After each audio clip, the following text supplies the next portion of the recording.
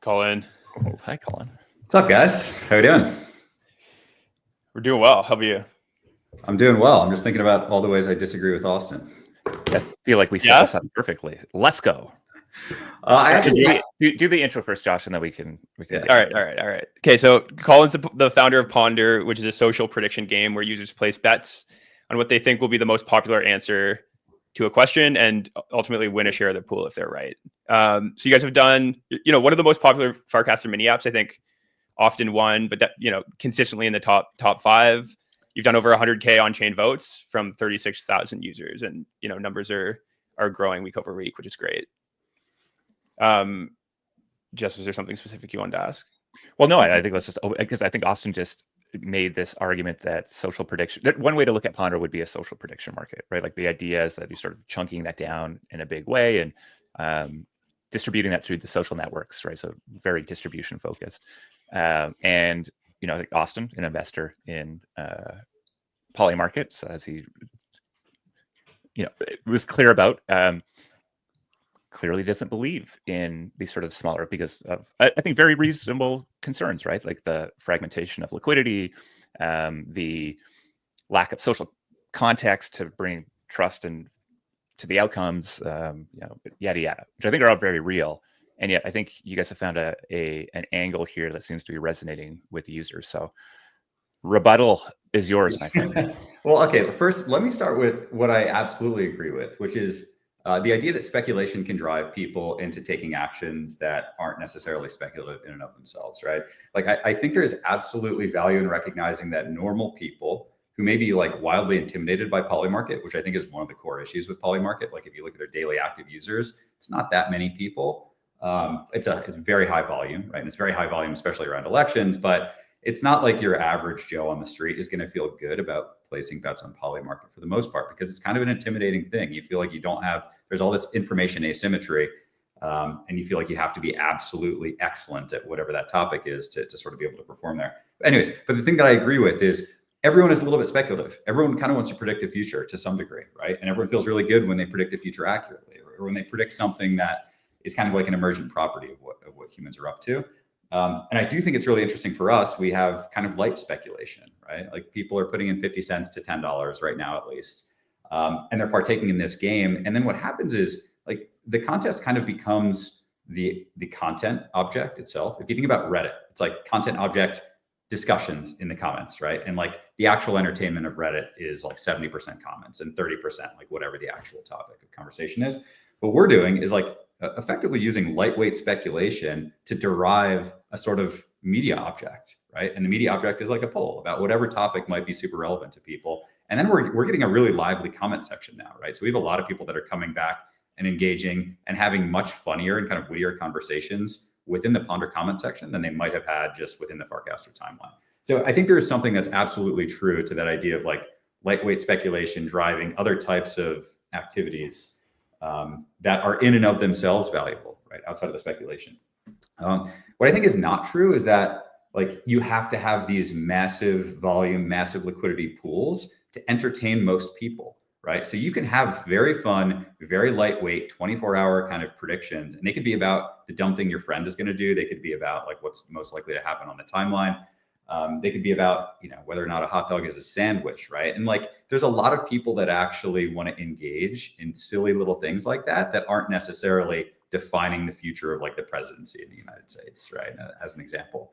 And so if you can allow other folks, we've had 2,500 ponders made, like we call them ponders, these little kind of miniature prediction contests, 2,500 of them made over the past 4 months, right? So there's a lot of people making them, and we have the vast majority of those votes. We're now at like 150,000 on-chain votes. The vast majority of those are on other people's ponders that they've created, not our own, right? So there is a degree of social authority that you can develop living somewhere like on Farcaster where we are, or on Twitter or any other social network, that allows people to kind of trust that topic is worth sort of engaging with. And now, obviously, we're talking about a much smaller scale in terms of volume here. These are like hundreds or thousands of dollars for each of these little mini contests. But you're getting a ton of people engaging on them. I mean, we got 5,000 people last week who voted on one of our biggest ponders of all time, right?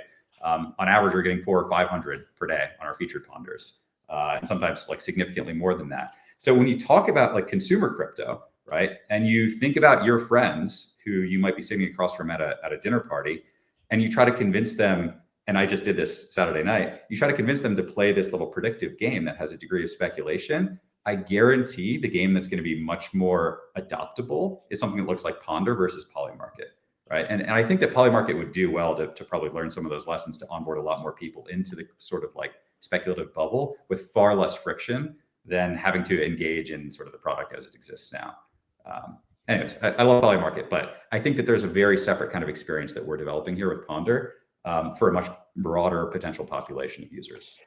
Yeah, I mean, I think the mechanism design matters a lot, right? Like if it's like a claw-based prediction market, like you fundamentally do need a deep order book, or the trading experience is just horrible. So I think these people starting from like if your starting point is I'm going to go build a prediction market and make it social, I think then you run into a lot of these like fragmentation issues. But you guys had a very different starting point, and I think ultimately the vision is very different. So maybe do you want to talk about that and like specifically why I think you could call them prediction markets, but I think your mechanism makes them feel very different.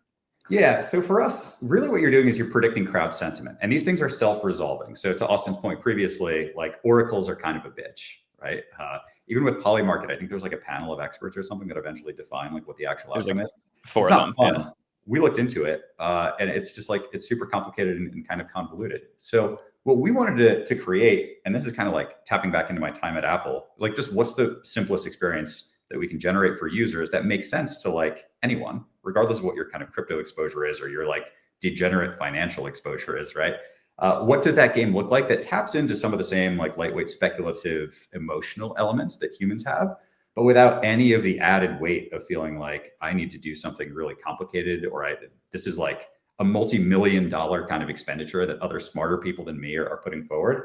Instead, it's like, well, who should Taylor Swift marry, right? As an example. Well, like shit, I can come and answer that question. And if I make a little bit of money on the side and I get notified, if I select the right option that other people are selecting, then all the better. And we're sort of using that same sort of emotional reinforcement loop to get people to have more skin in the game, to feel like I'm much more involved than I would be if this were just like kind of a standard poll.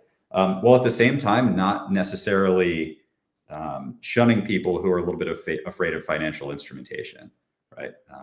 So that's kind of what we're aiming for, is a game that literally anyone can play.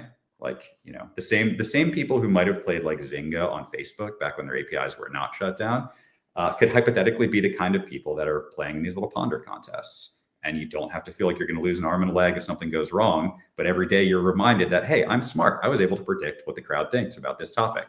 And even when you lose, you're like, well, that's not that bad. Like I put 50 cents in. So there's a lot of daily activity that we can drive that I think is a lot harder when you have like really 3 or 4 markets that are super hot all year, right? Like there is a narrative that I think is strong in both cases, which is what is the content that gets generated by the sort of actions that people are taking, right? With Polymarket, it's massive. People are like, I can predict what the outcome of the election is going to be based upon the amount of money that people are putting in. And I can follow this fun little chart. And now I feel smarter than everyone else because like I'm using this information that most people are not privy to, although people are becoming more and more privy to that. And that's something that like we can do over time regionally too. So what we're doing is we're sort of gauging crowd sentiment, right? And right now it's a lot of Farcaster people. We're going to be launching a web app within the next like 2 weeks, by the way. So people from Twitter and potentially even TikTok can come in because it's time. But we're going to start having these outcomes that are like regional, right? You can imagine someone asking a question to folks in the Middle East, or like, I don't know, like Indonesia, we have a lot of users, or Lagos, Nigeria, or Canada, having varying opinions on different topics. And Ponder being able to produce reports that are like regional reports, or that are reports based upon like potentially the content of someone's wallet, right? That start to reveal how different segments of the population think differently about like fundamentally different things. And maybe we can come to understand each other a little bit better once we're at scale and we have millions of people across the globe doing this. So that part I think is very similar. Like what kind of information can we produce that's revealing or kind of emergent, that tells a good story about like humans generally using these financial instruments. So I think you guys are, as Josh sort of alluded to in the intro, one of the stickiest mini apps in the Farcaster ecosystem. And, we've been privy to the various sort of iterations and the upticks and then downticks and then iterations and upticks. And it looks like sort of where you guys are right now is there's some sustained early growth, maybe not full hockey stick yet, but I'm curious you guys are very much crafting this experience, and that stickiness is the outcome that most developers want. I'm curious what insights you've had through building for the last year plus. Yeah, for get sure. to where you are today. Yeah, I think we were number one until you guys displaced us with your app. I didn't want to say that, Colin. I wasn't going to say anything about that. Yeah. I think we did. I don't hold any animosity towards you whatsoever. Okay, a few things that we've learned. You can't just plan to do something big and flashy and just like launch it. Like a lot of apps, and some of the ones that are most popular right now are sort of like, we're going to launch a token immediately, and it's going to be huge, and people are going to get pumped about the potential of this idea. And then oftentimes the idea doesn't really pan out, right? We've been building for probably a year and a half now, like real products. Like we've been on Farcast for longer than that, but real products for about a year and a half now. We haven't launched a token yet. And part of the reason is just like, we want to build a system that gets people's attention and something that like they just naturally kind of want to be doing on a daily basis before we kind of amplify with the, tokenization or like the economic kind of output of that. So we've been hyper focused on this sort of like, how do we get people to have fun every day, to feel like they're meaningfully adding to a conversation, and to have that be kind of the self-fulfilling and like the reinforcing elements emotionally before we go ham on, token, right? And that could potentially be somewhere in the future. It probably is somewhere in the future, this day and age. But thinking about the long term and planning to have a product that people just want to use regardless of that, I think is critically important. Taking advantage of all of the tools that Farcaster provides is nuts. I mean, for us, we consider Farcaster like the first foray into the battle, right? And then you can whittle out the bad ideas. You can double down on the good ideas. Like we just made our comment section significantly better because we saw a bunch of stickiness there. And now we're sending people notifications when they get likes on their comments or when they get responses to their comments. And that's bringing a lot of people back into the app too, right? So we're like, all right, that's something we should double down on. Notifications are something we should double down on. The topics that actually get people sort of excited, we're getting better and better at kind of honing those into ones that have better distributions over time. So we're like sharpening our blade over here in Farcaster, right? The long-term goal is to take all these learnings and these incremental learnings and this incremental growth in usership. I think we grew like actually 300% month over month from last month, discounting all of the promo stuff that we did. It was like some obscene number if we include all the transactions that we had promos for. But even coming out of that and not spending any money, I think we're up 300% now. But so like we've had that incremental growth, and the idea is we make the product really fucking good, as good as we possibly can make it. And then we launch to other platforms where we're going to have all this momentum already. We have like 3,000 or 4,000 transactions per day. And I think 1,700 of those are like paid transactions currently right now. So when other people come and join the app, they're going to say, oh shit, like there's already a lot of things going on here, even if they're on Twitter or some other platform, and they have no familiarity with Farcaster whatsoever. So that's kind of the approach that we're taking. And we're looking at this as like a long-term play, right? Like we've been around for a while. We plan on being around for a while and continuously growing. And we expect that hockey stick growth to not come from Farcaster. Like we have 35,000 people from Farcaster already on the platform. Farcaster has 25,000 daily active users. It's, there's not a whole lot more to do there. Not to say that we're going to stop building for people on Farcaster. We have the highest expectations ever for Farcaster, but we see this as sort of like a ramp, right? So like hone your sword, get your shit together, make the best product you possibly can, figure out what's sticky, and then bring that to the rest of the world. And we expect that to actually perform really, really well. Momentum begets momentum, and it's like a great place to start.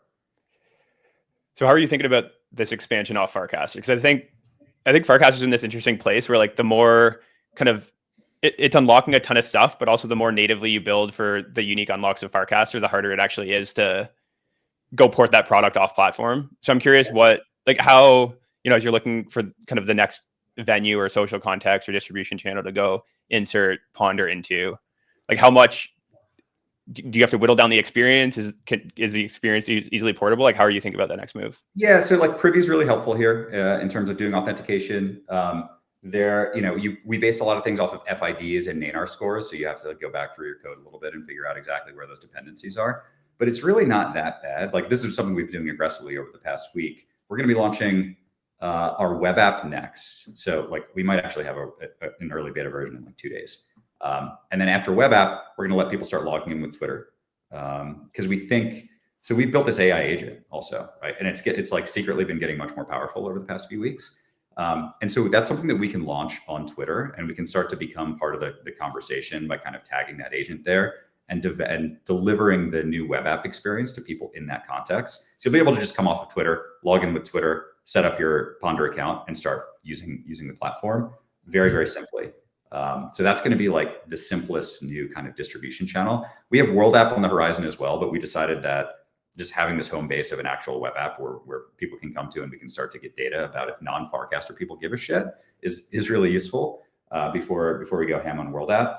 But it's really just like solving for some of the elements that are really nice on Farcaster. So like we'll have to remake notifications for the app as an example, because Farcaster kind of solves that for you, and you don't have direct casts. But it's nice that like the links that generate a mini app within Farcaster will just generate an OG image and a link to our web app, like the exact same link. So we don't have to adjust that with the AI agent who's going to be sort of presenting these like miniature prediction markets to people, right? So there's still a lot of simplicity. And again, I think Privy has been clutch on that front. Third Web has been a really big like technology provider for us for like converting tokens and things like that. And then there's just like some of the smart moves that the Farcaster team made will allow those elements to be kind of still useful even as we build off of the platform without going into too much of the detail. Got it. Awesome. Yeah. Well, Colin, thanks for jumping on. Okay. Well, give us a sense of what's some of the ponders that are up today that if people want to go try it out can jump into. I think the biggest one, our primary one today, I actually need to go launch a few more, but the biggest one today is like, is Robinhood really crypto?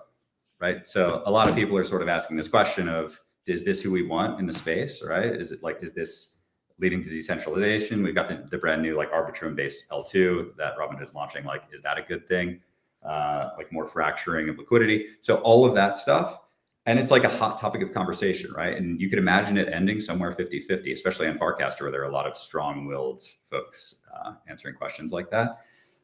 So that's the current featured one.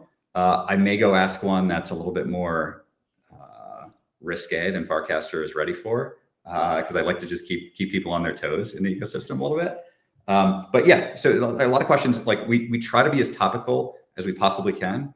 And that's the one that I think is currently our featured. I'd have to go look. There's probably 30 others, by the way, that are created by other folks that have hundreds of votes on them. Awesome. And where can people go find that?